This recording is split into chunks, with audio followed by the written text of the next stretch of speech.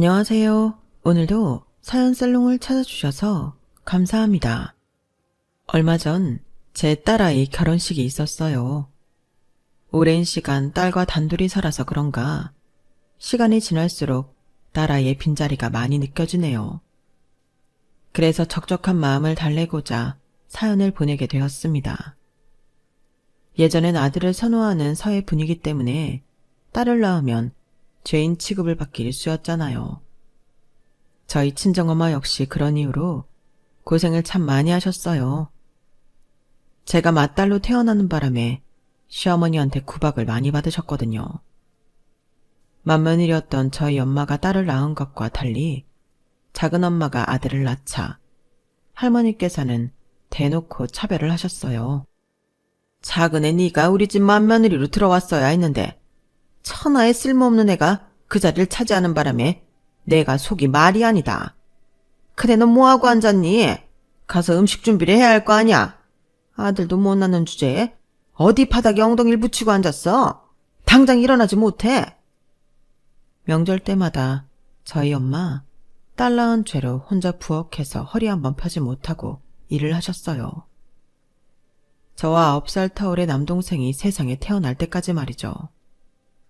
아들을 낳고서야 온전히 맏며느리 대접을 받을 수 있었던 엄마는 그럼에도 불구하고 저와 제 남동생을 차별하지 않으셨어요. 딸이라고 먹을 걸 덜 먹이지도 않고 공부를 덜 시키지도 않으셨죠. 저라면 그간 당한 게 있어서 딸 자식한테 괜한 화풀이도 할 법한데 그런 면에서 저희 엄마는 정말 대단한 분이셨죠. 여자라고 남자보다 못할 게 뭐 있니?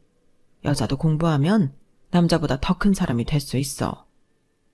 예전처럼 남녀 차별이 심했던 시절에나 아들 타령을 했지. 세상이 점점 변해가고 있잖니. 그러니까 여자라서 못한다는 생각 말고 네가 하고 싶은 거 있으면 다 하고 살아. 뒤는 엄마가 밀어줄 테니까. 물론 제가 자랄 때도 남녀 차별이 있기는 했어요. 국민학생 때까지만 해도 학교 대표는 남학생이 나가야 한다고 주장하는 나이든 선생님들이 꽤 있었으니까요. 하지만 젊은 선생님이 그런 편견을 하나씩 지워주셨고 저는 여자임에도 학교 대표로 사생교회도 나가고 글짓기 대회도 나갈 수 있었어요. 인생을 살아가는데 중요한 건 성별이 아니라 능력이라는 걸 그때 배웠던 것 같아요. 중고등학교를 거쳐 대학을 다닐 때까지도 성별 차이에 대한 차별은 거의 느껴보지 못했던 것 같아요. 그러다 첫 직장에 입사를 하고 그동안 느끼지 못했던 차별을 경험하게 되었죠. 저희 부서 과장님이 소위 말하는 꼰대였거든요. 툭하면 업무 중에 남자 직원들만 데리고 옥상에 올라가 담배를 피우고 오셨는데 한번 나갔다 하면 20-30분은 좋게 소비되곤 했어요. 그런 걸 하루에 서너 차례 진행하니까 못해도 한두 시간은 담배 피우느라 시간을 날려버리는 꼴이었죠. 거기까지는 참아줄 수 있는데 문제는 과장님 태도였어요. 아니, 여자들은 화장실에만 갔다 하면 왜 그렇게 오래 있다 오는 거야? 거기에 꿀이라도 숨겨놨어. 나는 도대체 이해가 안 간다니까. 똑같이 월급 받고 다니는데 남자 직원만 죽어라 일하고 여직원들은 화장실 간다는 핑계로 시간만 까먹고 있잖아. 이래서야 되겠냐고. 안 되겠어. 앞으로 우리 부서 여직원들은 하루에 한 번만 화장실에 가는 걸로 해. 알았어?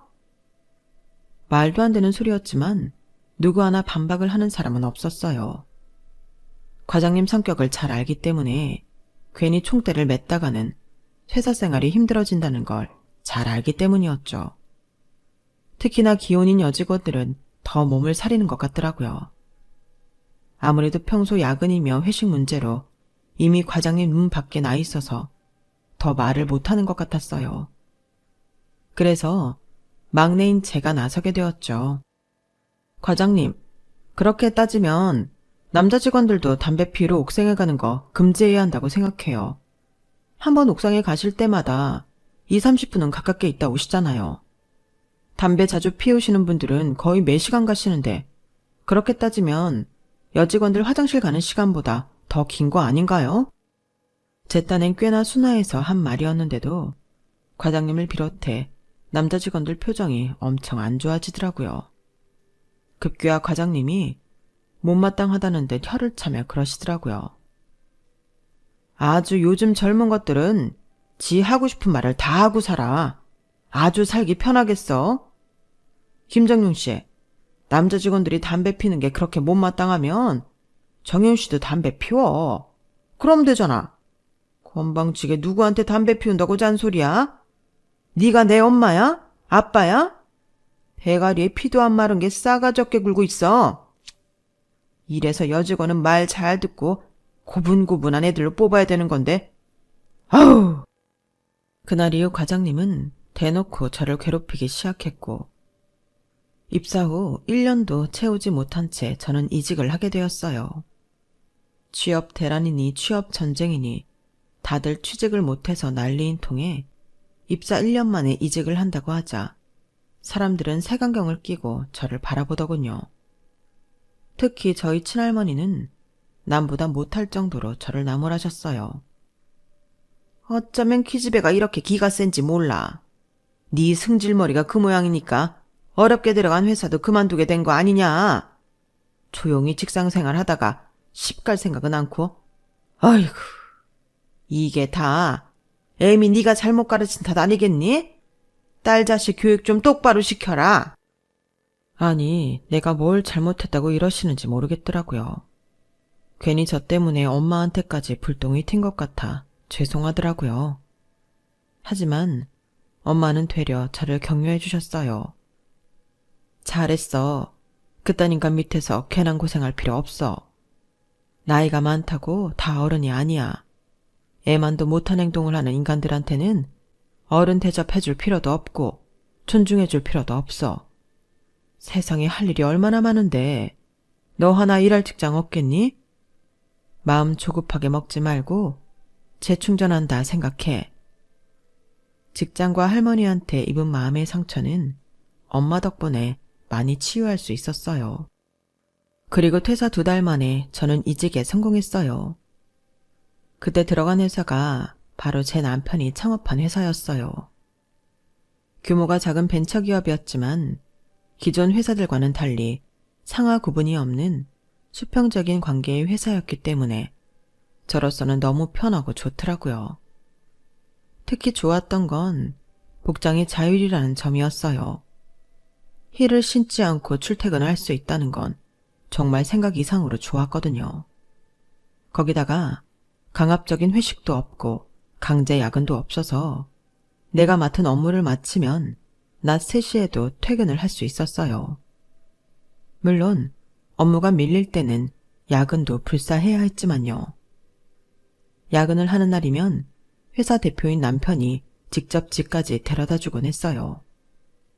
야심한 시각이라 택시를 태워보내는 게 안심이 안 된다는 게 이유였지만 그건 다 거짓말이었어요. 다른 여직원들한테는 그렇게 안 했거든요. 아무래도 나한테 마음이 있는 것 같다고 생각했는데 그렇다고 저한테 별다르게 행동하는 건 없어서 한동안 꽤 알쏭달쏭했어요. 그래서 내 착각이었나 보다 하고 별 생각 없이 지내고 있었는데 느닷없이 고백을 하더라고요. 회사 운영 방식이나 추진력, 영업 능력만 봐서는 나무랄 데 없는 사람이었지만 남자로서는 잘 몰랐기 때문에 선뜻 대답을 할 수 없었어요. 아직 나에 대해 확신이 안 서는 모양인데 그럼 일단 시간을 가지고 나 좀 지켜봐줘요. 잘 살피다가 영 아니다 싶으면 직장 동료로 지내는 거고 아니면 연애도 하는 걸로. 어때요?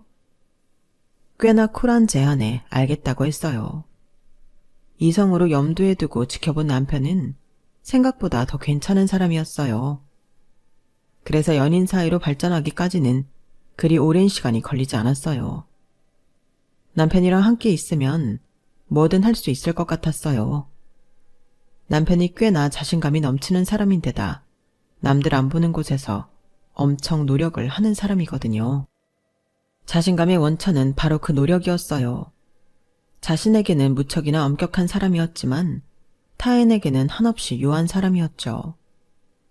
직원들이 실수를 했을 때 질책을 하기보다는 자신의 능력으로 커버할 줄 아는 사람이라서 이런 남자라면 미래를 함께할 수 있겠다는 확신이 들었어요. 그래서 사귄 지 1년 만에 바로 결혼을 결심하게 되었죠. 하지만 결혼은 두 사람의 마음만으로 가능한 건 아니었어요. 저희 시댁이 엄청 가부장적인 집안에다 아들 가진 유세를 제대로 떠는 집이었거든요. 특히 저희 시어머니가요. 그런 시어머니를 닮아서 그런지 시누이들도 똑같았어요. 저도 어디서 빠지지 않는 학벌을 가지고 있는데도 어찌나 저를 무시하는지 기가 막힐 정도였죠. 우리 오빠는 어릴 때부터 머리가 좋아서 1등을 놓친 적이 없어요. 그러니 대학도 우리나라 최고 명문대를 나왔죠. 솔직히 우리 오빠가 같은 대학 출신이 아닌 여자를 데려올 줄은 몰랐어요. 아무래도 학벌 차이가 나니까 대화도 잘 안 통할 테고 이래저래 불편한 게 많을 텐데 왜 그랬나 몰라. 누가 보면 제가 똥통대학을 나온 줄 알겠지만 저도 서울대만큼은 아니지만 꽤 이름 있는 서강대를 나왔거든요. 그런데 학벌 때문에 이런 소리를 듣게 되다니 정말 어이가 없었죠. 정작 시누이는 이름도 들어본 적 없는 경기권 대학을 나왔으면서 저한테 이런 소리를 하다니 주제 파악도 못한다는 생각이 들었어요. 시누이랑 합세에 제 학벌을 타박하던 어머님은 상견례 날이 다가오자 이젠 혼수 타령을 하기 시작했어요.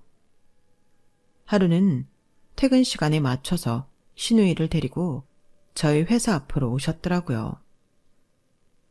내 아들이 명색이 사장인데 어줍잖은 혼수를 들이밀 생각은 아니겠지? 내가 이래봬도 아들을 서울대까지 보낸 엄마인데 밍크코트 정도는 받는 게 맞다고 생각한다. 그리고 네 시누이도 뭐야? 그 레베통?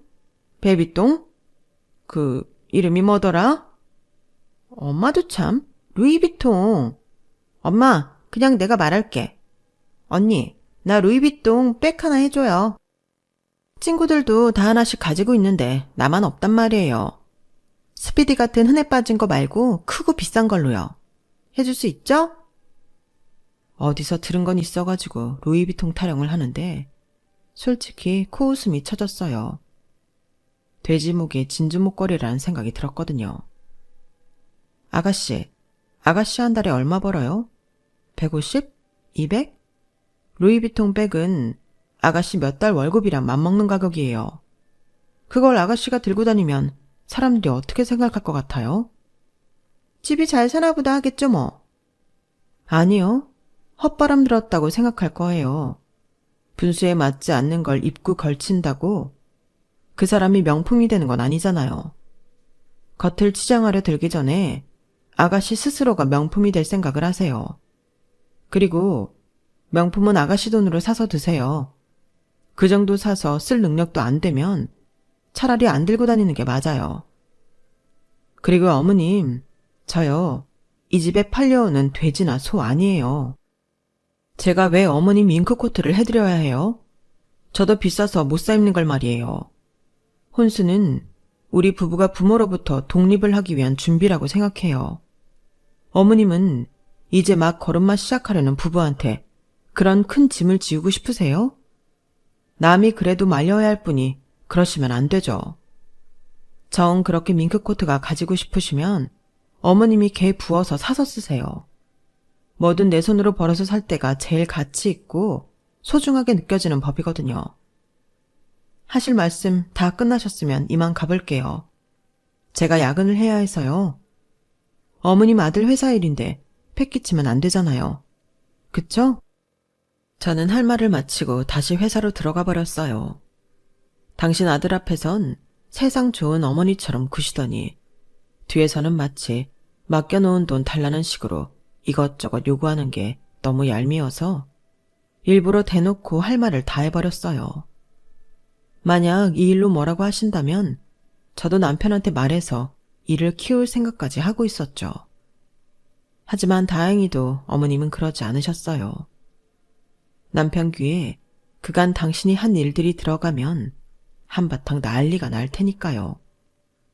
그렇다고 어머님과 시누이가 이날의 일을 다 잊었던 건 아니었어요. 상견례 날 두 모녀가 시종일관 똥 씹은 표정을 하고 앉아 있었거든요. 나중에 전후 사정을 전해 들은 남편은 한숨을 쉬며 앞으로도 어머니랑 시누이가 말도 안 되는 요구를 하면 단칼에 잘라버리라고 했어요. 솔직히 시어머니랑 시누이를 생각하면 결혼이 망설여졌죠. 어릴 때부터 엄마가 친할머니한테 당하고 사는 걸 가장 가까운 데서 보고 자란 저니까요. 하지만 제 남편은 저희 아빠처럼 아내가 자기 엄마한테 당하고 사는 걸 묻고 하는 성격이 아니라서 그거 하나 믿고 결혼을 택했어요. 결혼을 하고도 저는 이전과 똑같이 직장 생활을 이어갔어요. 대표 아내라고 해서 회사 사람들이 받들어주거나 어려워하지는 않았기 때문에 가능한 일이었죠. 그러다 이듬해 딸을 낳고 육아를 시작하면서 일을 그만두게 되었어요.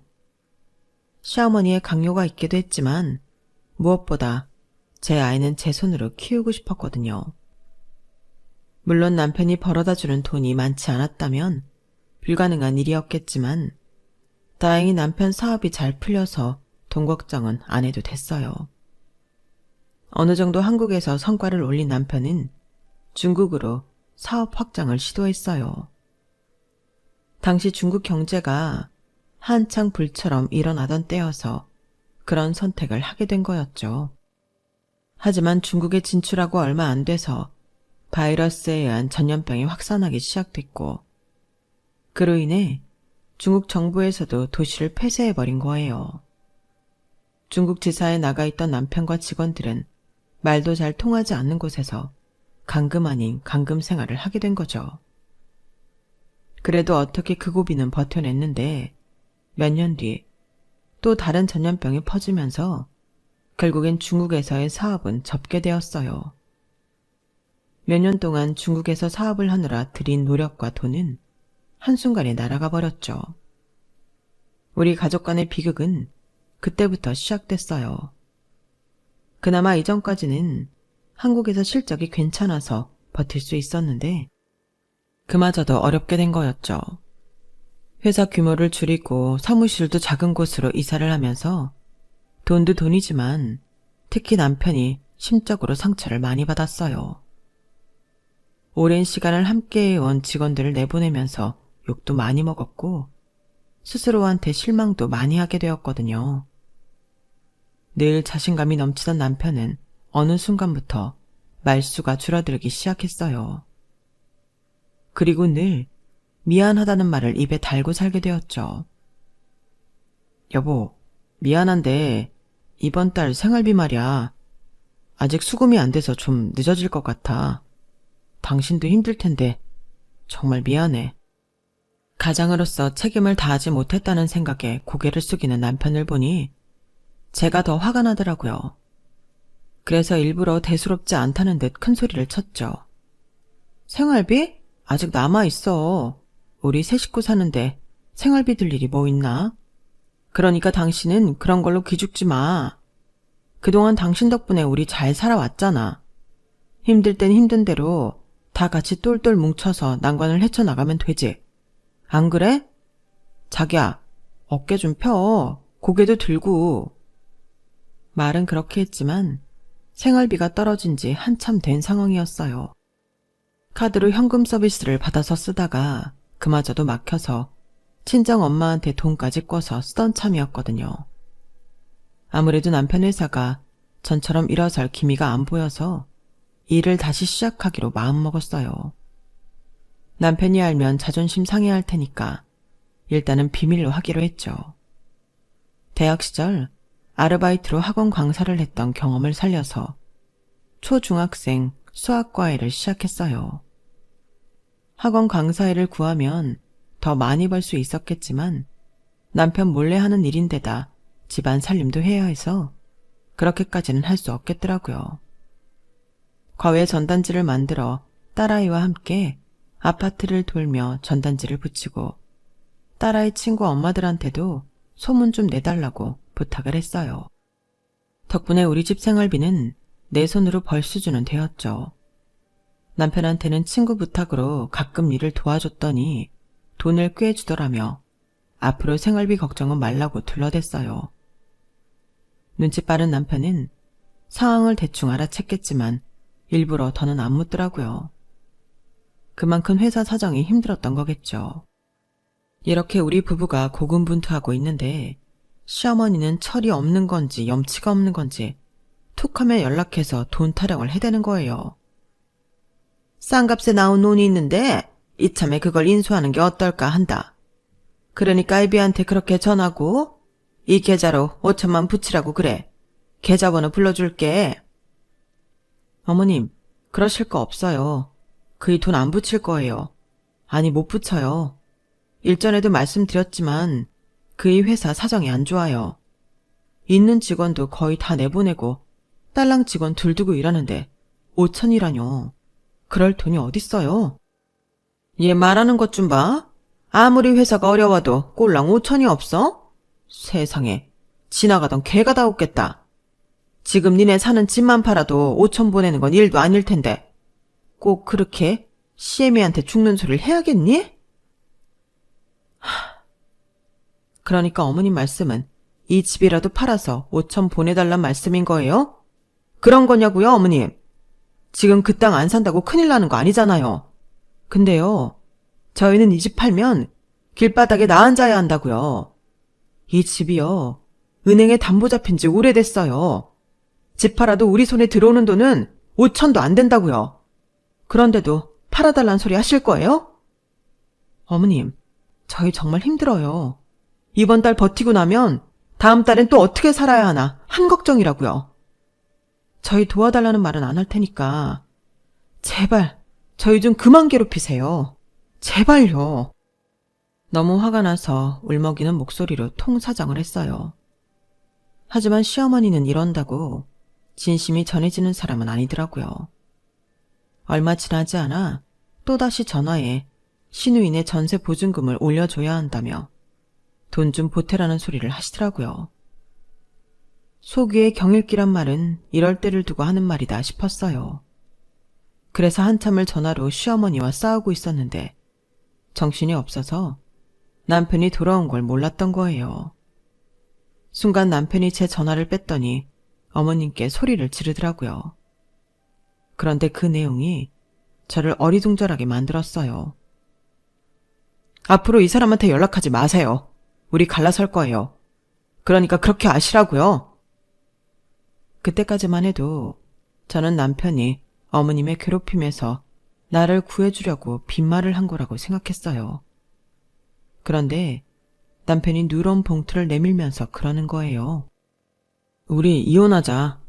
내가 써야 될 부분은 적어놨으니까 당신이 마저 써서 줘. 여보, 지금 무슨 소리를 하는 거야? 이혼이라니. 당연 제정신이야? 이제 다 끝났어. 이미 파산 신청도 했고 이제 더는 가망이 없어. 나랑 있어봤자 너랑 가영이만 힘들어질 거야. 그러니까 끝내자, 정윤아. 미안하다. 평소와는 달리 굳어있는 남편의 표정을 보니 이혼하자는 말이 진심이라는 걸 알 수 있었어요. 자기 입으로 한 말은 어떻게든 지키는 사람이었기에 더 겁이 났어요. 남편 마음을 되돌릴 수 없다는 걸 잘 알고 있었으니까요. 그래서 울면서 매달렸어요.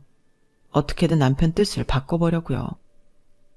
이렇게 헤어지면 우리 가영이는 어떡하냐고. 난 당신 없이는 못 산다고 구질구질할 정도로 매달려 애원했지만 남편의 마음은 바꾸지 못했어요.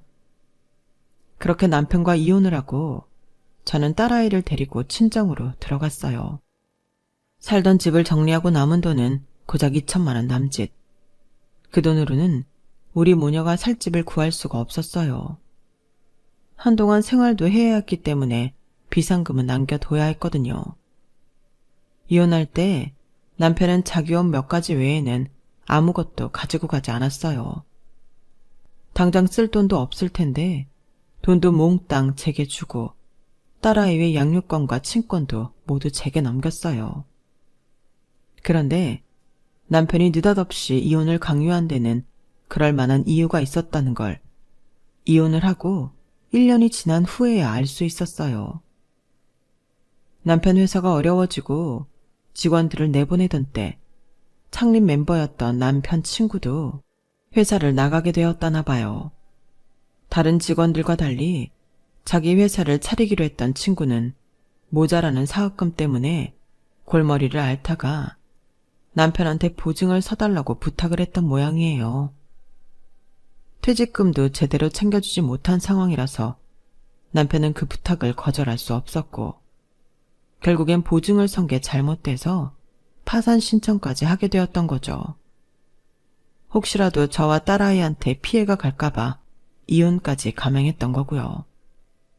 차라리 나랑 상의라도 했다면 이런 최악의 결과는 피할 수 있었을 텐데 남편이 너무 원망스러웠어요.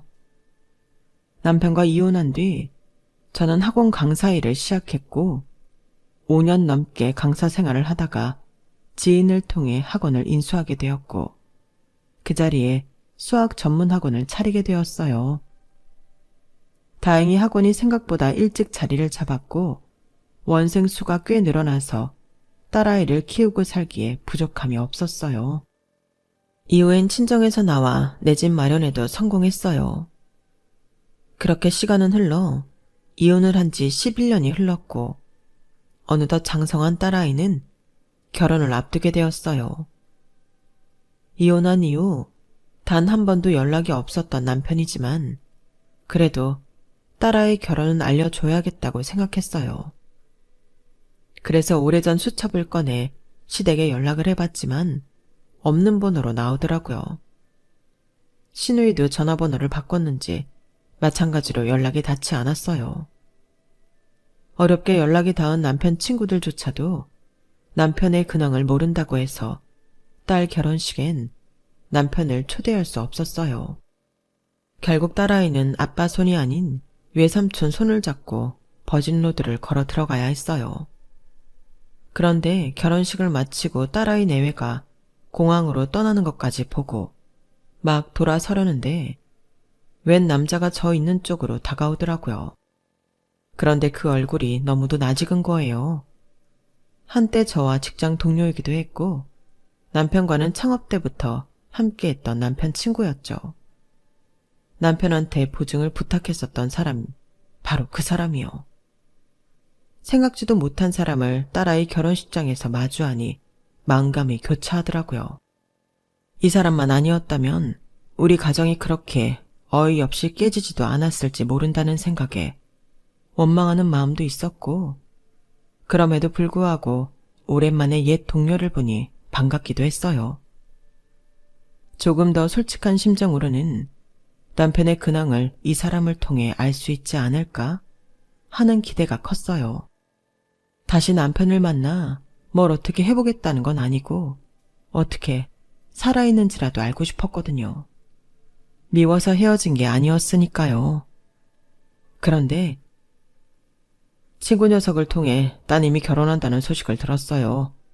며칠 밤을 고민하다가 염치불구하고 찾아왔습니다. 재수씨, 정말 죄송합니다. 나 때문에 대원이랑 그렇게 되신 거 알고 정말 죽고 싶을 만큼 힘들었습니다. 죄송합니다. 아니에요. 이미 다 지난 일인걸요. 그건 그렇고 그 이와는 연락하시나요? 시댁이랑도 연락이 끊어지고 그의 친구들 중에는 연락이 닿는 사람이 없다고 해서요. 혹시 소식 들으신 거 있어요? 그러자 남편 친구는 낮은 한숨을 쉬며 고개를 떨궜어요. 그리고는 남편에 대한 이야기를 꺼내놓았어요. 안 그래도 그 일 때문에 재수 씨를 찾아왔습니다. 저와 이혼을 한 뒤 남편은 친구와 함께 막노동판을 전전하며 생활을 했대요. 하루 벌어 하루 먹고 사는 열악한 상황이었음에도 재기의 희망을 버리지 않았다더군요. 신용불량자 신분이라서 번듯한 회사에 취직이 어려웠기 때문에 주로 몸으로 하는 공사판을 전전하며 살았다더군요. 그러다 예전에 중국에서 사업을 하던 때 알고 지내던 한인 사장님의 도움으로 도미니카 공화국으로 가게 되었고 그 후로 몇 년간 연락이 끊어졌었다고 했어요. 그러다 올 초에 한인 사장님의 연락을 받게 되었는데 뜻밖의 소식을 접하게 된 거예요. 대장암 판정을 받았는데 치료를 거부한다고 하더라고요. 연고도 없이 그 나라에 있게 할 수가 없어서 일단 사장님과 함께 한국으로 오게 하려고 설득을 하고 있는데 녀석이 말을 안 들어요. 살겠다는 의지가 없는 것 같더라고요. 대원이는 재수씨한테 자기 사정을 말하지 말라고 부탁했지만 어떻게 그래요. 가만두면 타지에서 잘못될 게 뻔한데. 재수씨, 대원이 좀 설득해 주세요. 일단 사람 목숨 살리고 봐야죠.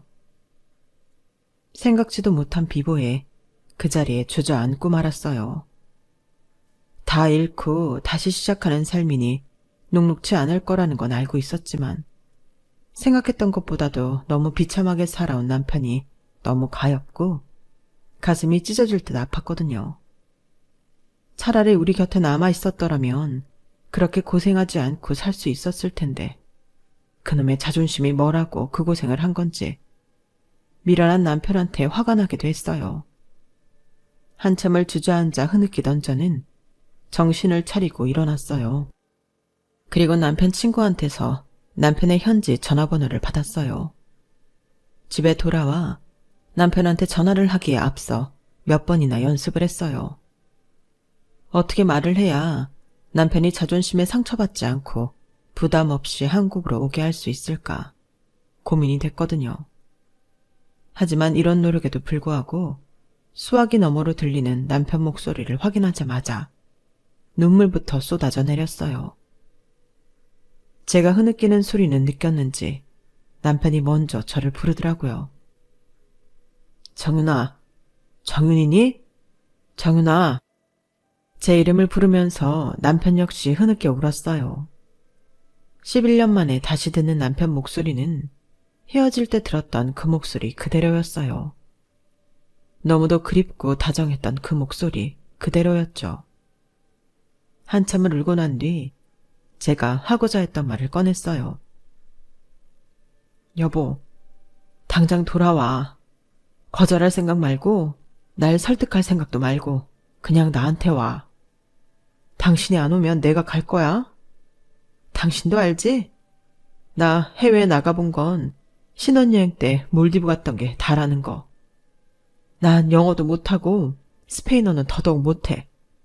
내가 거기 가면 국제 미아되기 십상이야. 그런데도 내가 거기까지 가게 할 거야? 이 나이에 날 국제 미아 만들 생각이냐고. 그건 싫잖아. 그지? 그러니까 당신이 와. 당장 나한테 오라고. 연습했던 말들은 다 팽개치고 다짜고짜 한국으로 오라고 땡깡을 부렸어요. 그런데 그게 남편한테 먹혔던 걸까요? 생각보다 순순히 대답을 하더라고요. 갈게. 내일 당장 표 구해서 당신한테 갈게. 약속은 무슨 일이 있어도 지키는 사람이었기 때문에 저는 안심하고 통화를 마칠 수 있었어요. 그리고 다음 날 남편은 지금 공항이라며 한국 도착 날짜와 시간을 알려주었어요. 직항이 없어서 여러 나라를 경유해 오는 탓에 며칠이 걸렸지만 남편은 약속대로 한국에 와주었어요. 공항 입국장에서 남편을 마주하는데 그 사이 많이 늙고 왜소해졌음에도 한눈에 알아볼 수 있었어요. 그래서 그대로 달려가 남편을 끌어안았어요. 우리 부부가 한참을 끌어안고 울어서 그런가 지나가던 주변 사람들이 다들 쳐다보더라고요. 꽤나 서글픈 사연이 있는 사람들인가 보다 생각을 했을 거예요. 그날 남편을 데리고 집으로 돌아온 저는 긴 여행에 지친 남편을 생각해 밥을 먹이고 일찍 재웠어요. 제가 옆에 있으면 잠들기 힘들 것 같아서 일부러 자리를 비켜주려고 했더니 남편이 제 손을 놓지 않더라고요. 오랜만에 같이 누워서 자자면서요. 11년 만에 만난 우리 부부는 마치 아침 출근길에 나섰다 돌아온 사람처럼 너무도 자연스럽게 나란히 누워서 잠이 들었어요. 이틀 뒤 신혼여행에서 돌아온 딸과 사위는 제 옆을 지키고 있는 남편을 보고는 많이들 놀랐지만 이내 현실을 받아들였어요. 딸아이는 오랜만에 만난 아빠가 낯설었는지 처음엔 전에는 하지 않던 존대를 하더니 저녁밥 먹을 때가 되자 예전처럼 자연스레 지 아빠 옆에서 장난도 치고 전처럼 말도 편하게 하더라고요. 떨어져 지낸 시간이 길었어도 부녀지간의 정이 사라지는 건 아니니까요.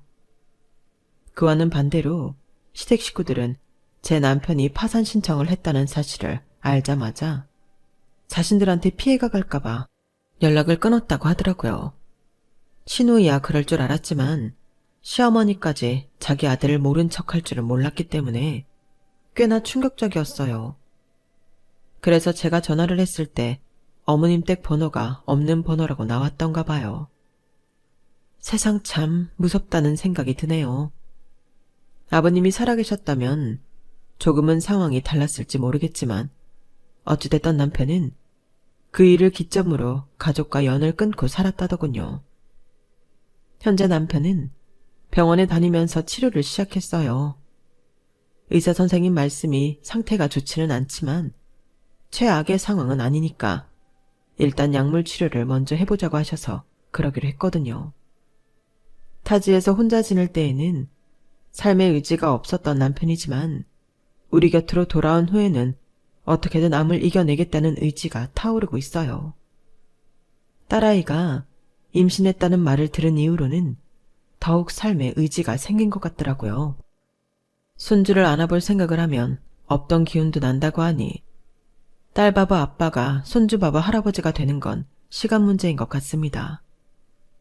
자기가 하겠다고 하는 일은 어떻게든 해내는 사람이니까 저는 이번에도 제 남편을 믿어보려고 해요.